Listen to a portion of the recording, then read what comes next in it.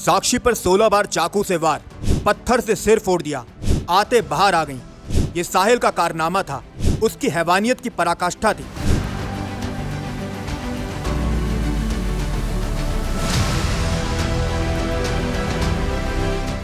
श्रद्धा walker शादी के सपने संजो रही थी।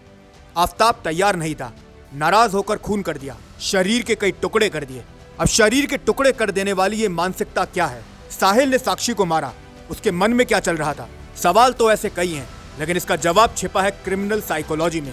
वो साइकोलॉजी जो अपराधी के मन को पढ़ लेती है, जो बता देती है जुर्म क्यों किया गया। तो बस हमने भी ठानी साहिल के मन को डिकोड करने की, उसकी हैवानियत के पीछे के राज को समझने की। पहला सवाल जो सभी के मन में आता है, गुस्सा तो आम, लेकिन साहिल ने जो किया वो क्या कहलाएगा? हमने ये सवाल 15 साल से साइकेट्री फील्ड में काम कर रहे डॉक्टर नंद किशोर से पूछा। उन्होंने जो बताया वो आंखें खोलने वाला था।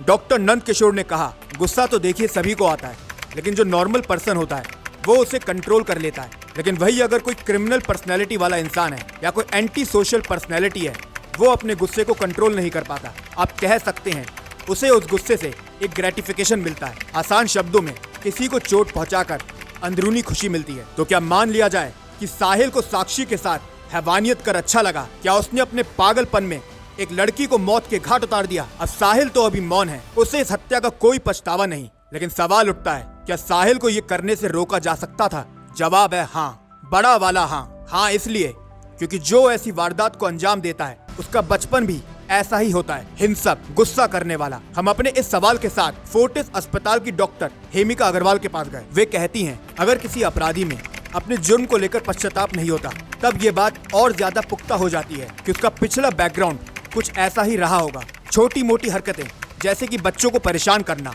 जानवरों के प्रति बहुत ज्यादा हिंसक होना, लगातार नियम तोड़ना, चीटिंग करने की टेंडेंसी रहना, चोरी करना, नशे के आदी हो जाना, स्कूल में किसी दूसरे बच्चे को परेशान करना, ऐसे लोगों में ये सब कॉमन हो जाता है।